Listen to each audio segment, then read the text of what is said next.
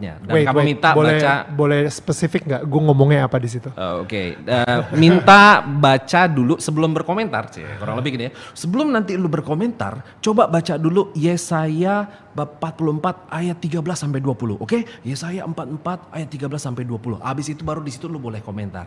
Nah, menurut gue yang kelima ini adalah setelah itu omongnya panjang, ini gue cuman catat sekilas yang di teks itu loh. Roh jahat di patung buatan mana yang disembah, manusia yang disembah. Nah di situ kemudian heboh lah, ya kan. Nah dari situ banyak yang nggak seneng, kayaknya nggak baca komen juga lah di Instagram segala macam. Media sosial bukan dipegang ya? Sejak pasca tahun lalu. Pasca tahun lalu itu gue udah delete aplikasi Instagram dari handphone gue. Sebenarnya buat apa? Buat prapaskah. Oh, oke. Buat prapaskah, puasa pantang. Detox. Dan gue pikir ya udah, jadi begitu Paskah gue install lagi.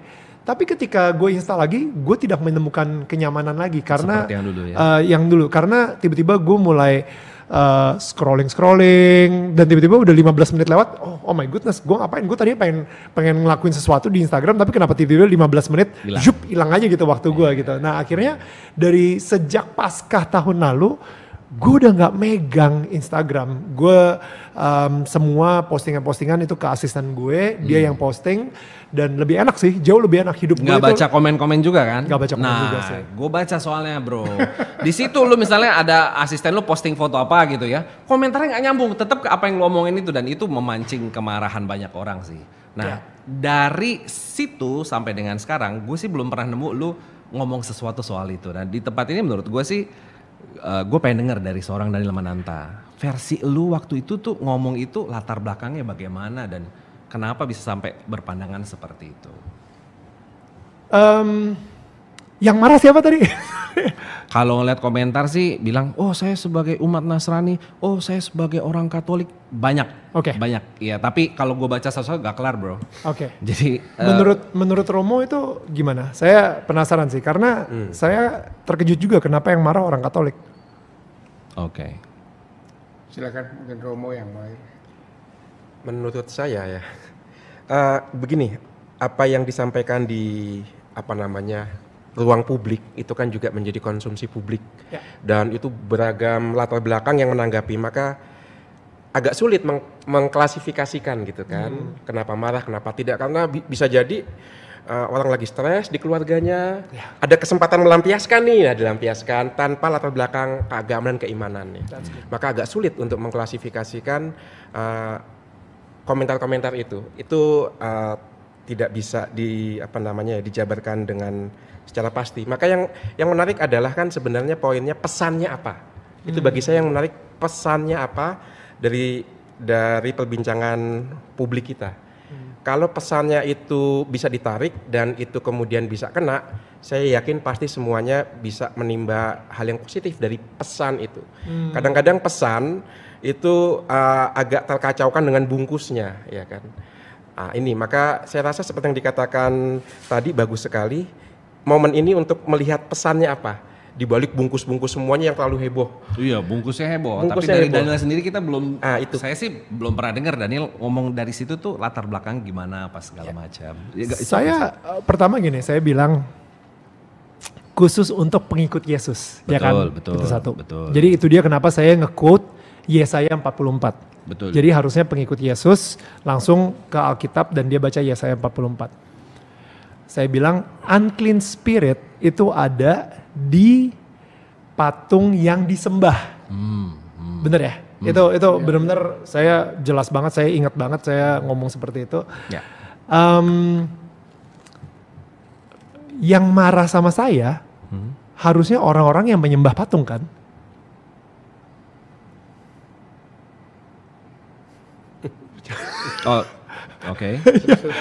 Iya kan, maksudnya ya oke, kalau misalnya lu marah sama gue berarti lu mengakui kalau lu adalah penyembah patung gitu. Tapi kalau misalnya patung itu hanya untuk memperingati, hanya untuk menjadi pengingat, ya gak usah marah lah. Dan marahnya itu sampai bawa-bawa keluarga misalnya, sampai ngomong kasar, ngomong hal-hal yang mungkin hanya orang Farisi yang akan bicara seperti itu. Jadi menurut gua Ya kalau misalnya lu bukan penyembah patung, ya ngapain marah? Ya, I know. Itu adalah dampak lah ya. Itu adalah dampak. Oke. Kita ngelihat banget siapa yang menyembah patung, siapa yang melihat patung itu hanya sebagai pengingat. Ya kan? Sebagai sarana lah ya, boleh dibilang seperti itu. Tapi waktu itu latar belakang Daniel membahas hal itu gara-gara apa, Nil? Di hati gua. Iya. Tuhan kayak gerakin hati gue. Oke.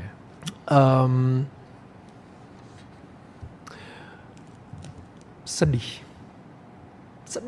Gue nggak bisa bilang lah kalau misalnya, oke, Tuhan ini yang bilang enggak. Mungkin gue sedih. Gue sedih sekali ngeliat orang-orang yang ke gereja Katolik hanya sebagai ritual. Sama seperti ketika gue waktu kecil ke gereja Katolik hanya sebagai ritual. Sedih sekali. Itu dia kenapa banyak gereja Katolik pun juga udah kosong di Eropa. Karena udah gak ada lagi yang namanya hubungan. Dan ini sekarang ini lagi hits banget yang namanya woke generation. Kebuka, bangunin mereka gitu, bangunin bahwa kalau misalnya ini didiemin aja, yang ada orang-orang khususnya anak muda Katolik itu akan terus menjalani ritual tanpa hubungan. Misalnya ketika seseorang anak datang ke rumah ayahnya hanya sebagai ritual, hanya untuk ngesign absen atau bilang, oh ya gue udah kok ke rumah bokap gue. Tapi di rumah bokapnya dia cuma ngeliatin handphone aja, dia cuma ngambil kulkas, makan, tanpa ngobrol, tanpa ngedengerin ayahnya lagi ada problem apa, tanpa curhat apa-apa sama ayahnya. Itu ritual. Dan abis itu ketika temennya nanya, hubungan lu sama bokap lu gimana? Oh kita deket, gue tiap minggu masih ke rumah bokap gue. Iya. You know, lu gak bisa bilang itu deket. Analoginya betul. Lu cuma bisa bilang kalau misalnya lu cuma ngelakuin itu hanya sebagai kewajiban, hanya sebagai keharusan. Karena sepertinya anak yang baik adalah orang yang datang ke rumah bapaknya setiap minggu. Dan di situ gue ngerasain kalau Tuhan tuh lagi pengen ngebangun hubungan lagi dengan anak muda Katolik di Indonesia. Tuhan itu lagi pengen banget ngebangun rasa kedekatan, keintiman itu lagi sama keluarga-keluarga Katoliknya. Oh ya, ini jadi poinnya nih. Oke. Poinnya ini. Kadang-kadang ya, untuk ngebangunin seseorang dari dia itu lagi misalnya ada sebuah gempa dan habis itu ada orang lagi tidur dan habis itu kita banguninnya ini. Reaksi pertama yang mereka akan keluarkan adalah marah. Karena tiba-tiba dibangunin. Oke. Karena tiba-tiba dibangunin. And it's okay. Kalau misalnya mereka marah ke gue, it's okay. Kalau mereka teriak bentak gue, mereka sumpah serapah sama gue, it's okay. Tapi kalau misalnya mereka bangun, abis itu mereka ngelihat apa yang terjadi dan abis itu tiba-tiba rumahnya akan roboh gara-gara gempa, dan abis itu mereka selamat, toh suatu saat mereka akan sadar sendiri kok. Gitu. And it's okay. Karena yang sekarang ini gue ngerasain banget di hati gue, ini kayak sebuah calling yang mungkin gak mudah dan mungkin gak semua orang mau ngelakuin ini. But someone has to do it. Dan Tuhan memilih gue. Oh, oke. Jadi boleh. Silakan Ben. Yang saya lihat, yang saya ikuti pada saat masalah itu, satu hal yang saya syukuri, bukan syukur masalah ini ya, di mana romo-romo YouTuber turun gunung semua, menjelaskan apa bedanya menyembah dan menghormati patung. Oke. Itu yang saya lihat di situ, sehingga banyak umat tercelikan dan luar biasa gitu. Ya jujur seperti saya orang Flores ya, jadi Flores itu sangat-sangat tidak jelaskan apa bedanya menyembah dan menghormati. Nah, gitu. Tapi di sini banyak romo-romo yang keluar semua turun gunung lah, banyak lewat ceritanya ya akhirnya banyak umat yang ngerti juga gitu loh. Ya, itu kayak Menurut semacam Romo gimana? wake up call gitu. Ya, Silakan Romo. Ya, yang disampaikan Daniel Mananta itu yang paling penting, pesannya itu loh. Ya, pesannya itu. Sebenarnya yang menjadi keprihatinan yang kemudian terungkap dalam pernyataan Daniel Mananta tadi kan untuk saya itu sih nggak sesuatu yang oke, tapi wake up call-nya itu bagus. Itu bagus. Lalu tiba-tiba kita sadar, oh ya jangan-jangan selama ini saya nyembah ya. Jangan itu yang dikatakan Bang Ben tadi ya. Jangan-jangan saya tidak bisa membedakan menyembah atau menghormati. Untuk saya, ini keprihatinan yang sudah muncul sekitar tahun 50-an di Eropa. Mengapa? Di tahun 50-an banyak negara Eropa mengalami kemajuan ekonomi, contohnya Perancis. Tahun 50-an banyak pabrik didirikan di Perancis. Banyak orang-orang imigran dari Afrika Utara ditarik ke Perancis. Booming ekonomi. Satu hal yang dilupakan oleh mereka pada waktu itu meneruskan iman yang benar sebagai sebuah relasi dengan Tuhan. Maka satu generasi nggak tahu apa-apa tentang iman Katolik. Sebagai contoh, kalau sekarang kita ke Perancis, kita tanya anak kecil yang sudah dibaptis Katolik, siapa Bunda Maria, mereka nggak tahu.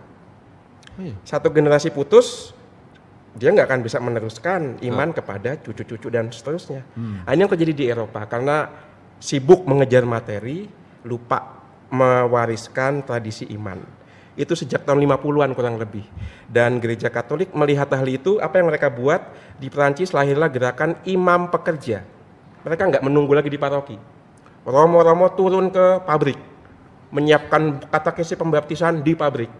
Itu menjadi awal untuk munculnya Konsili Vatikan II. Maka apa yang diprihatinkan Daniel Mananta, itu sebenarnya sudah terjadi di Eropa, melahirkan gerakan-gerakan imam yang mendekati umat, dan yang bagus semoga seperti yang dikatakan Pak Benyamin tadi ya, imam-imam turun gunung nih, tidak nyaman di lokasinya dalam studionya gitu ya, turun ke umat di mana mereka ditemukan, menjelaskan iman, contohnya sesuai dengan audiens, jangan dianggap umum.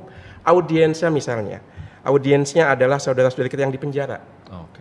Bagaimana menjelaskan iman dalam konteks mereka yang tinggal di penjara, yang untuk mandi saja maksimal sekali 2 hari, yang untuk makan nasi aja itu ketika nasi dikasih ke kucing, kucing aja nggak mau makan. Bagaimana menjelaskan iman kepada mereka? Nggak bisa lain kalau turun ke tempat mereka berada. Bagaimana dengan teman-teman difabel? Menjelaskan iman dengan mereka yang tunarungu itu beda dengan menjelaskan iman kepada kita-kita yang bisa mendengarkan. Contohnya mereka tidak bisa membedakan santo dan santa, karena kognitif mereka beda dengan kita. Ini maka untuk saya ini menarik, wake up calling. Yuk keluar dari rutinitas. Ada begitu banyak orang yang perlu kita sapa dengan iman kita. Saya rasa kuncinya ada relasi antara iman dengan kehidupan, dengan sapaan, dengan relasi tadi. Ketika kita mengajarkan iman ke anak-anak, tapi tidak meneruskan inti iman yaitu kasih, wah itu bahaya, itu ritual jadinya. Karena itu iman tanpa perbuatan adalah sia-sia. Ya. Nah, boleh saya ngomong. Ini boleh, silakan Om Ben. Boleh dekat, boleh tidak nanti Pak pernyataan saya. Mungkin kalau Daniel waktu itu ngomong pribadi aman, tapi karena kamu ada rekomendasi, ya. Karena Daniel mengatakan merekomendasi saya menyetujui si A, itu yang mungkin membuat heboh orang marah. Kalau pribadi Daniel, saya kira kayaknya enggak ya. Enggak. Saya. Tapi rekomendasinya itu loh. Saya menyetujui si A, itu di situ membuat orang jadi panas gitu. Itu dia. 5 poin yang saya setujui setelah saya bertemu dengan si ini itu. Nah, itu maksudnya Om Ben itu ya. Iya, itu dia. Sementara ya yang bersangkutan sebelumnya pernah mengeluarkan pernyataan itu dan sangat orang sampai gugat polisikan segala macam. Nah, Daniel masuk di situ. Nah, ini membuat panas. Ini Daniel kemana maunya ini? Gitu loh. Memang waktu itu Om Ben belum sempat ada komunikasi sama Daniel Mananta ketika kejadian itu lagi hot-hotnya. Komunikasi berdua aja. Ya orang tanya gini, mualaf gak Daniel? Saya bilang enggak. Mualaf gak Daniel? Banyak tanya, mualaf gak? Enggak. Tapi kalau gini-gini di YouTube, saya bilang itu media yang ada. Sejauh ini sih Daniel dekat sama saya, dia gak mualaf seperti itu. Agak motong, sorry memotong. Saya juga ditanya sama kakak saya dan kakak ipar saya. Kakak saya dan kakak ipar saya membela Daniel Mananta. Oh iya? Alasannya begini, banyak umat ya karena yang konteks umat Katolik itu hanya menonton potongannya. Sementara kakak saya dan kakak ipar saya bayangin dengerin bersama-sama 2 jam kalau nggak salah itu acara. Maka mereka belain tuh, jangan musuhin Daniel Mananta ya. Baru kenal sekarang saya Daniel Mananta, maka saya nggak akan memusuhi. Tapi intinya satu, betul bahwa semua yang terjadi itu hanya karena potongan sedikit. Kalau mendengarkan secara komplit, kakak ipar saya ketua lingkungan. Kakak saya yang asli itu istrinya ketua lingkungan ya. Jadi kan pasti juga punya background Katolik yang cukup dan tidak marah, tidak apa-apa ya. Sekaligus sedikit tambahan, pengalaman Daniel Mananta itu mirip dengan pengalaman seorang artis Perancis itu. Kehilangan suara, menemukan imannya, naik lagi. Edith Piaf. Kalau tahu ya lagunya. Bukan ya? Bukan, yang buat itu soundtracknya film Inception itu loh. Ne regrette rien. Itu dia seperti Daniel Mananta ya, kehilangan suara, stres, masuk ke susteran, berdoa, menemukan suaranya lagi, naik lagi. Padahal di usia-usia yang sudah tidak muda lagi. Maka saya tadi sempat muncul Edith Piaf, ini calon artis besar ini. Bukan calon, ya sudah besar ya. Sudah besar. Ya begitu. Saya juga ngomong sama Daniel terakhir kan, Daniel, ini rencana Tuhan luar biasa. Seandainya kamu punya fisik disembuhkan Tuhan, mungkin kamu belum nggak bertobat. Ya, Tuhan cara sembuhkan batinnya dulu, rohani dulu. Dari belakangan menyusul, suaranya muncul lagi gitu loh. Ya. Itu terjadi. Saya ngomong itu kan, benar kan? Benar nggak? Betul. Jadi inilah yang namanya diskusi iman, listeners. Jadi bagaimana kejadian-kejadian dalam hidup itu jangan cuma dipandang dari satu kacamata aja. Oh, dari titik ini. Tapi kadang maknanya itu baru kelihatan setelah berjalan beberapa lama. Ketika kita nengok ke belakang, oh maksudnya Tuhan tuh dulu dengan kejadian itu di hidup saya tuh begitu ya. Kurang lebih sih seperti itu. Tapi yang saya mau tanya ke Daniel, nggak mungkin lah ketika waktu itu lagi rame-ramenya, you didn't hear anything. Pasti denger lah dari staff, mungkin dari manajer, atau kemudian baru lu lihat sendiri scroll. Apa yang waktu itu ada di benak lu, bro? Wow. Oke, good.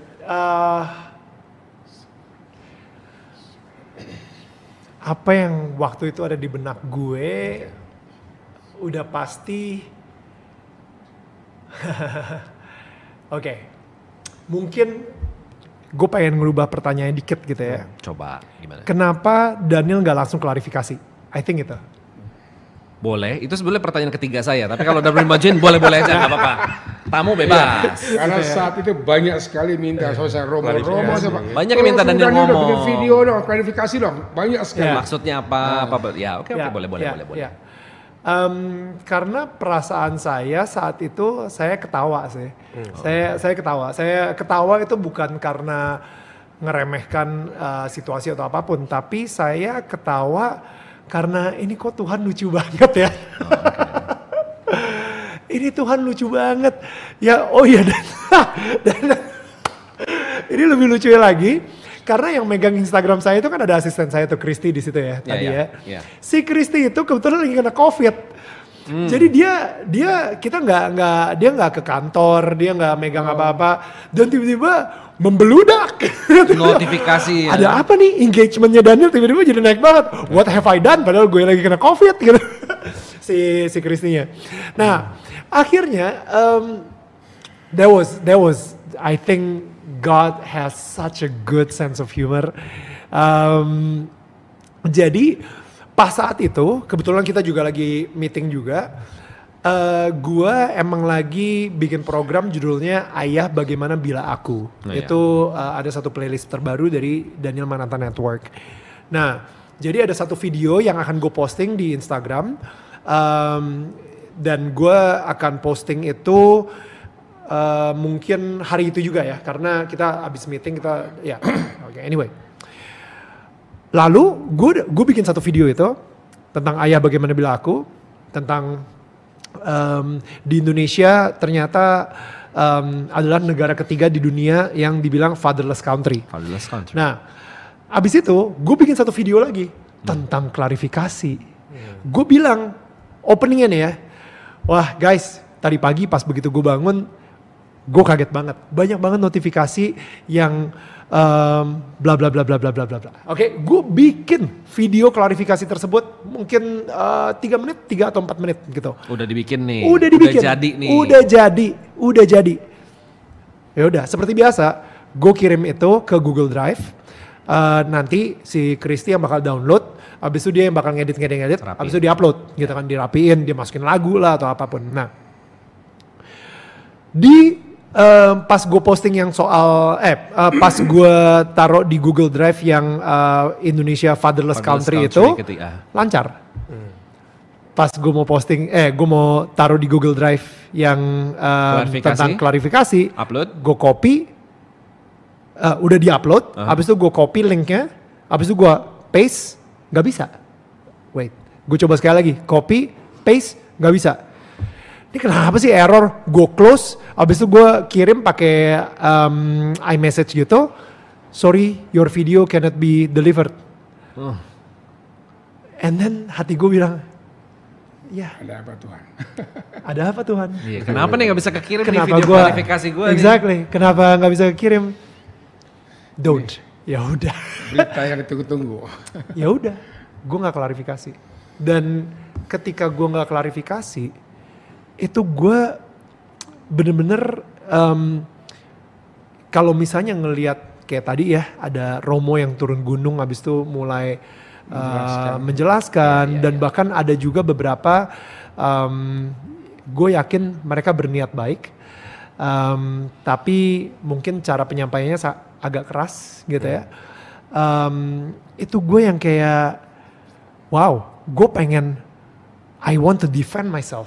Saya pengen membela diri saya sendiri gitu. Pasti. Ya kan, saya pengen ngebela diri saya marah, sempet juga sampai istri saya bilang, no, you know what, be quiet, worship. Seru, udah kamu ke kamar sekarang, kamu doa, kamu nyanyi lagu puji-pujian, oke? Dan di lagu puji-pujian tersebut, itu semua yang mukanya di YouTube itu benar-benar kayak, wah Daniel harusnya bla bla bla bla, wah lalalala. Abis itu ada account gitu bla bla bla yang ngomongnya sembarangan segala kayak gitu. Tuhan ngomong di hati saya, berkati mereka. Gak mau Tuhan. Oh, sempat ada pertentangan juga waktu itu ya? Huh? Gak mau, gila kali. Come on. Gue tahu gue bener. Gue tahu yang gue ngomong ini bener, dan gue tahu ini adalah panggilan dari Tuhan gitu untuk ngelakuin hal ini. Gue nggak mau maafkan mereka. Come on, are you kidding? Gitu. Tapi akhirnya di situ gue ya udah, oke, Tuhan, just kata-katanya diulang-ulang, apa kayak di hati gue, berkati mereka, fine. Gue mulai berkati mereka, gue bayangin mukanya, gue doain istrinya, gue doain anak-anaknya, gue doain romo-romo yang you know, ngomongnya keras yang tadi ngomongnya ya, cukup keras dan lain-lain. Gue doain semua lingkungannya, gue doain keluarga mereka, gue doain kesuksesan buat mereka, gue doain semuanya. Dan di situ gue nangis saya sejadi-jadinya, karena gue benar-benar hati gue itu kayak gak mau, tapi gue kayak disuruh, dipaksa gitu kan. Gue nangis banget. Tapi di situ gue belajar juga sih. Gue belajar bahwa pertama, gue bersyukur banget. Mungkin gak sebanding karena ini kecil sekali. Tapi ketika Yesus lagi diserang sama Farisi, sama Saduki, sama Roman gitu ya, orang-orang Romawi, dan dia diem aja, seperti layaknya domba yang udah mau disembelih gitu. Itu gue ngerasain saat itu kayak, aduh Tuhan, gue pengen banget loh ngebela diri gue. Ketika dia diludahin, dia diem aja. Dan gue ngerasain itu semua. Dan gue ngerti kenapa Yesus bisa ngerasain itu juga. Karena kekuatan Tuhan itu memampukan kita untuk endure, untuk ngelewatin dan untuk bisa kuat ngelewatin caci maki, ludahan-ludahan dan serangan-serangan tersebut gitu. Kalau misalnya gue gak berpegang sama Tuhan, mungkin gue udah gak kuat kali. Gue benar-benar udah stres banget. Nah, yang kedua, gue adalah seorang pelayan Tuhan. Dan gue yakin juga orang-orang yang menyerang gue adalah pelayan Tuhan juga. Kita sesama pelayan, jangan saling serang. Biar tuannya yang berurusan sama pelayannya. Kalau misalnya gue salah, Tuhan yang akan ngomong sama gue langsung, Tuhan yang akan benar-benar mendisiplinkan gue. Dan disitulah gue akan mencoba untuk terus berdoa untuk semua pelayan-pelayan Tuhan lainnya. Karena gue yakin banget di mata mereka pun mereka juga sedang melayani Tuhan dengan menyerang gue. But it's okay. Let God deal with His servants and I will deal with my master. Yeah. Kayak gitu. Ya silakan Pak Ben. Ya, saya tadi yang Daniel mengatakan Tuhan akan nasihat saya langsung, ngomong saya langsung. Itu ada dua, itu juga benar. Tapi Tuhan juga pakai sesama manusia untuk menasihati antar kita, kan kita kerja. Setuju Pak Ben. Ya. Jadi saya sendiri emang udah ada di circle saya Nah, bisa yang bisa orang pakai istri lah, pakai betul, siapa, kan gitu kan. betul. Yang orang-orang yang bakal dipakai sama, dan itu saya sangat dengerin banget, 100%, 100% saya dengerin. Tapi untuk out circle saya yang nggak kenal saya, yang you know, Cuman sepintas lalu mungkin. exactly. atau Dan apa. mereka juga kebakar juga sama hoax ini gitu misalnya. Ya udah, saya nggak akan pusingin gitu. Biar Tuhan yang bakal deal sama mereka. Tapi untuk inner circle saya, udah pasti saya akan sangat submit ke mereka. Ketika lagi saat seperti itu, ketika saya lagi di tengah-tengah nangis, dan habis itu lagi memberkati dan lain-lain, muncullah di YouTube saya kan saya putar soaking in the Holy Spirit lagu-lagu ini sambil doa kayak gitu kan. Muncullah ayat yang kita sempat bahas juga, Kitab Keluaran 14:14.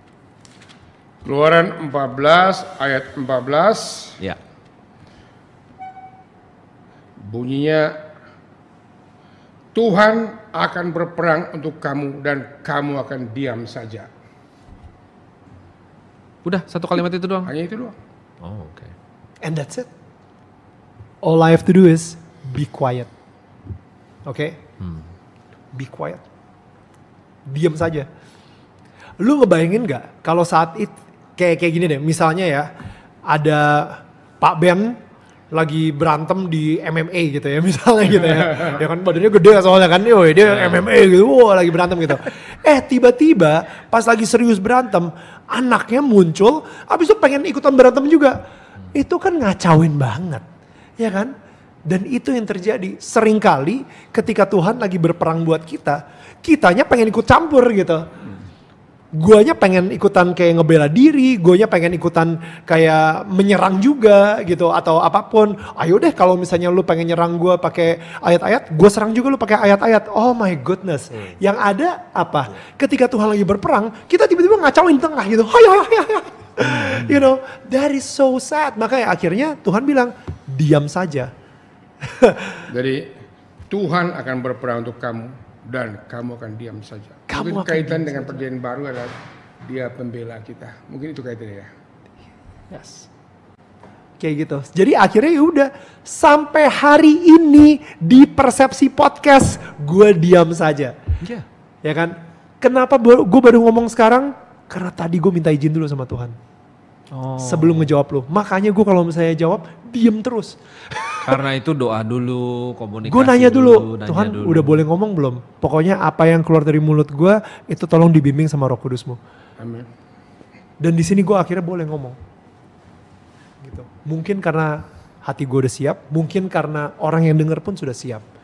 Ya. Semua indah pada waktunya, ya kan. Berbicara mengenai inner circle, itu kan pasti juga berpengaruh ya. Ketika mereka dengar seperti itu dan lain-lain, mereka justru lebih cool daripada Daniel atau? Banget. Dan mereka itulah pendoa saya. Mereka yang ngedoain saya. Karena mereka tahu juga bahwa callingan saya ini nggak mudah. Apa yang Tuhan panggil untuk saya di sini sangat tidak mudah. Dan mereka sangat ngedoain saya banget. Yang bikin saya penasaran adalah sebetulnya apa sih isi video 3 menit klarifikasi yang kakak bisa di copy dan send itu? Ini kan waktu masih gini, ini Daniel yang sudah berapa lama, itu kan Daniel yang baru sehari setelahnya. ya oke lah Nggak, sudah sama masa lalu. exactly persis. Oh, Apa persis. yang gue barusan ngomong, abis itu ada di beberapa podcast gue pirit-pirit jadinya. Jadi pirit-pirit ada beberapa, even cerita, jadi ada di YouTube Kasih Solusi, gue ceritain soal orang buta dan gajah. Itu gue ceritain juga di dalam si 3 menit video tersebut gitu. I see. Jadi well anyway banyak lah. Tapi yang pastinya di pirit-pirit dan gue bersyukur banget gue bisa ngomong ini di sini juga gitu. Ya, dengan begini kan kita mendengarkan dari Daniel seutuhnya, ya kan? Karena kan seperti tadi Romo tuh juga bilang, pesan itu sebetulnya ada di sini, tapi kadang bungkusnya itu membuat jadi orang kan wow gitu ya, tanpa mungkin juga ada yang mau dengerin 2 jam ya, kakak ipar ya.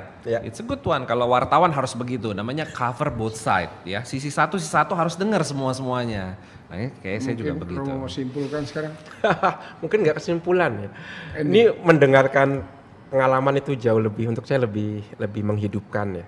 Maka Daniel Mananta menjadi contoh iman yang dihidupi. Jadi iman bukan sekedar aturan, bukan ritualitas, tapi betul-betul penghayatan kehidupan, dan kalau betul-betul mau disimak pesannya apa, itu mencerahkan kok, itu membantu kok. Kakak saya sama suaminya itu dengerin bareng-bareng coba. Padahal ketemu aja agak susah. Kapan lagi? Daniel Mananta menyatukan tuh. Wih, mantap. Mendengarkan podcastnya Udah dia kayak kan. MC orang kawin ya, Bayangin, menyatukan. 2 jam mendengarkan, 2 jam bersama-sama. Dan itu sih yang saya tangkap. Maka jika suatu pengalaman iman betul-betul dihidupi, buah-buahnya juga akan dinikmati. Tapi memang perlu sefrekuensi ya. Perlu sefrekuensi. Tidak, kalau beda frekuensi kan sinyalnya ke atas, antenanya malah ke bawah gitu kan. Nah, ini antenanya ke bawah ini yang seperti Pak Benjamin tadi bilang ya, YouTuber memblow up, itu kan sinyalnya nggak ketangkep. Karena memang tujuan yang mau disampaikan dengan yang mau dibuat dan ditangkap oleh orang lain juga beda, tujuannya beda. Maka perlu sinyal yang cocok untuk bisa nangkap pesannya itu sih. Maka ini iman yang hidup, untuk saya positif. Oke. Tapi Nil, kapok nggak sih? Maksudnya kapok nggak untuk melakukan apa yang telah kamu lakukan di masa depan nanti? Ini baru permulaan guys. Sebentar, ini baru permulaan. Please banget yang bagi yang nonton, dan kalau misalnya kalian setuju sama gue, please keep praying for me. I think yang gue nggak tahu apa yang tahun ini akan terjadi, tapi Oh kan. it's going to be wild, and let's just have fun because we have God, gitu sih. Oke. Let's just have fun. Ini baru permulaan. Tahun lalu baru permulaan. Tahun lalu baru permulaan, sekarang nanti akan ada lebih banyak wake up call. Intinya kan kurang lebih seperti itu. Dengan dampak, ya itu tadi ya. Bukan ke elunya kadang, ke orang-orang terdekat dan lain, sampai kapan bisa kuat nih. Karena manusia kan ada batasnya, ya Om ya. Kita kan manusia gak ada yang sempurna. Kita pikir kadang kita kuat gitu loh. Tapi pada sampai titik mana, suatu saat Daniel bilang, oke, cukup deh. Gue nggak tahu ya men. Maksudnya itu pertanyaan yang menurut gue nggak akan pernah bisa gue jawab juga gitu. Itu dia kali ya kenapa gue suka lari maraton gitu ya. Ya. Iya, betul. Endurance. It's about endurance. Kayak gue ngomongin soal ini aja setelah berapa bulan nih? Setelah 3 bulan ya? 3 bulan, hampir 4 bulan lah. 3 atau 4 bulan gitu. Diem terus. Iya kan? Endurance. Tapi orang-orang yang udah kayak pull their hair gitu ya, kayak ini kapan sih klarifikasinya? Itu mereka udah nyerah gitu. Udah kayak yang hate comment juga udah mulai nyerah gitu. Udah bosan ya, gak dapet tanggapan soalnya. Exactly. So it's all about endurance. Kenapa gue suka lari maraton? Karena gue bisa pace myself. Dan gue tidak terburu-buru. Gue kemarin baru dapat ini deh, jadi ada satu buku judulnya Redeeming Your Time, namanya Jordan Rainer yang nulis. Dia bilang gini, kalau misalnya Buddhis itu punya disiplinnya sendiri, misalnya bela dirinya orang Buddha itu apa sih? Kayak misalnya judo gitu misalnya, kungfu gitu ya, lupa saya ya. Abis itu Shinto itu punya karate gitu, atau pokoknya adalah di pokoknya setiap agama itu mempunyai kedisiplinan diri untuk melakukan bela diri tertentu gitu misalnya ya. Atau olahraga tertentu gitu. Untuk orang Nasrani itu apa? Dia bilang untuk orang Nasrani itu berjalan. Hah? Berjalan? Iya. Karena dari Taman Eden, Taman Firdaus, Tuhan sudah berjalan dengan Adam dan Hawa. Dan sampai hari ini Yesus tuh walk with me. Selalu ngomongnya walk with me. Jalan dengan saya. Kita gak pernah ngelihat Yesus tuh buru-buru kemana-mana gitu. Guys, oke, semua rasul, abis ini kita bakal kesini, abis itu kita ke situ. Jangan lupa ya, lu jangan, pokoknya kita harus hemat nih. Gitu.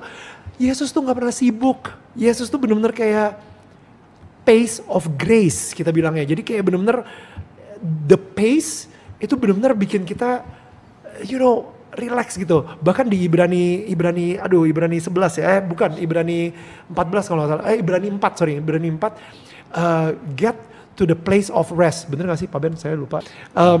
Enter my place of rest. Jadi datanglah ke tempat peristirahatan aku gitu. Jadi di situ kita benar-benar bisa beristirahat dengan Tuhan, sambil berjalan dengan Tuhan, sambil berkomunikasi dan fellowship dan having time with him, communion with him, communing with God. Jadi itulah disiplinnya orang Nasrani untuk berjalan dengan Tuhan, dan itu yang saya lakuin tiap pagi. Well, saya nggak jalan sih, saya lari sih. Tapi saya lari dan di situ, itu kayak ngobrol terus sama Tuhan isinya. Komunikasinya di situ gitu. Saya sambil dengerin khotbah dan khotbahnya udah selesai. Abis itu saya suka, oke, Tuhan pengen ngomong apa nih setelah khotbah ini? What do you know? Jadi tiap hari itu gue bener-bener kayak selalu berkomunikasi terus-terusan sama Tuhan. Kayak gitu. So, mudah-mudahan ini bisa jadi sebuah kebiasaan yang bisa kita terapkan sama-sama. Bener gak sih Ibrani? Ibrani 4 ayat 11 bunyinya, karena itu baiklah kita berusaha untuk masuk ke dalam pemberhentian itu, supaya jangan seorang pun jatuh karena mengikuti contoh ketidaktaatan